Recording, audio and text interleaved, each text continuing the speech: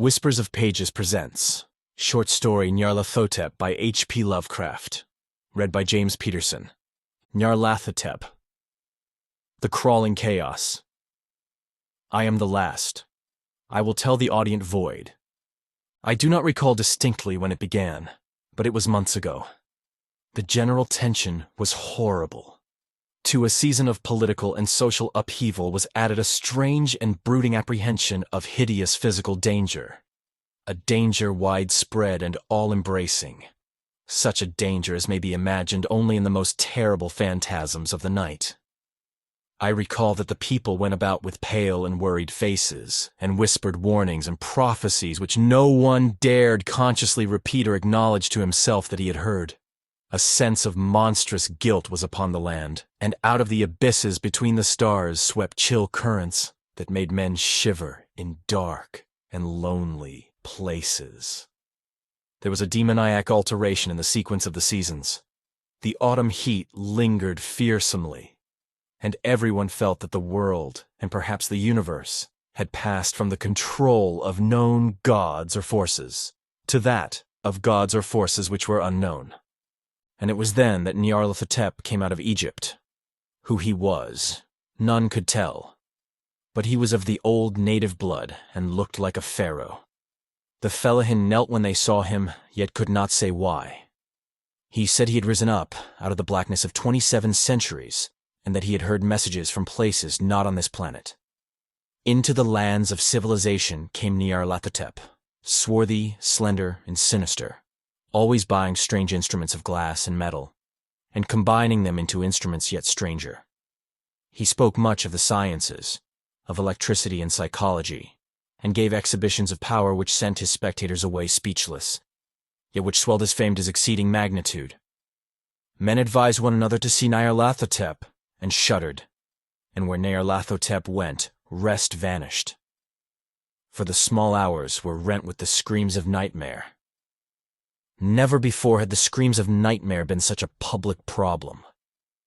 Now the wise men almost wished they could forbid sleep in the small hours, that the shrieks of cities might less horribly disturb the pale, pitying moon as it glimmered on green waters gliding under bridges, and old steeples crumbling against a sickly sky.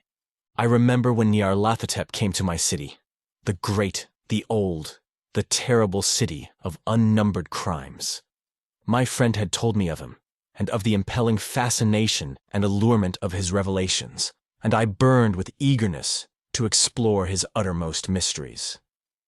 My friend said they were horrible and impressive beyond my most fevered imaginings. That what was thrown on a screen in the darkened room prophesied things none but Nyarlathotep dare prophesy, and that in the sputter of his sparks there was taken from men that which had never been taken before yet, which showed only in the eyes. And I heard it hinted abroad that those who knew Nyarlathotep looked on sights which others saw not. It was in the hot autumn that I went through the night with the restless crowds to see Nyarlathotep. Through the stifling night and up the endless stairs into the choking room. And shadowed on a screen, I saw hooded forms amidst ruins, and yellow evil faces peering from behind fallen monuments. And I saw the world battling against blackness, against the waves of destruction from ultimate space, whirling, churning, struggling around the dimming, cooling sun. Then, the sparks played amazingly around the heads of the spectators, and hair stood up on end whilst shadows more grotesque than I can tell came out and squatted on the heads. And when I, who was colder and more scientific than the rest, mumbled a trembling protest about imposture and static electricity, Nyarlathotep drave us all out, down the dizzy stairs into the damp, hot, deserted midnight streets. I screamed aloud that I was not afraid, that I never could be afraid, and others screamed with me for solace. We swore to one another that the city was exactly the same and still alive. And when the electric lights began to fade, we cursed the company over and over again and laughed at the queer faces we made. I believe we felt something coming down from the greenish moon, for when we began to depend on its light, We drifted into curious, involuntary marching formations and seemed to know our destinations, though we dared not think of them. Once we looked at the pavement and found the blocks loose and displaced by grass, with scarce a line of rusted metal to show where the tramways had run. And again we saw a tramcar, lone, windowless, dilapidated and almost on its side. When we gazed around the horizon, we could not find the third tower by the river, and noticed that the silhouette of the second tower was ragged at the top. Then we split up into narrow columns, each of which seemed drawn in a different direction. One disappeared in a narrow alley to the left, leaving only the echo of a shocking moan. Another filed down a weed-choked subway entrance, howling with a laughter that was mad. My own column was sucked toward the open country, and presently felt a chill which was not of the hot autumn. For as we stalked out on the dark moor, we beheld around us the hellish moon glitter of evil snows. Trackless, inexplicable snows, swept asunder in one direction only, where lay a gulf all the blacker for its glittering walls. The column seemed very thin indeed as it plodded dreamily into the gulf.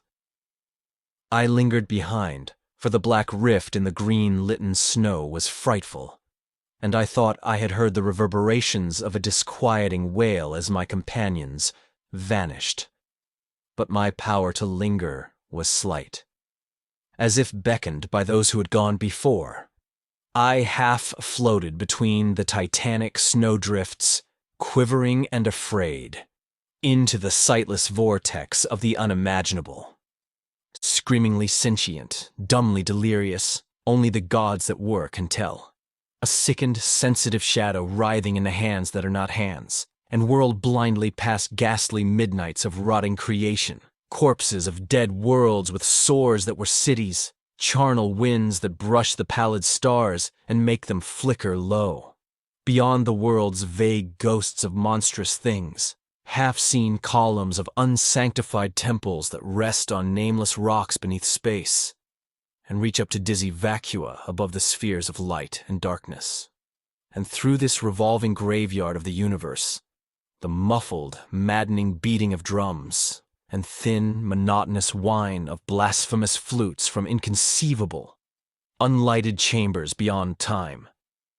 The detestable pounding and piping whereunto dance slowly, awkwardly, and absurdly the gigantic, tenebrous, ultimate gods.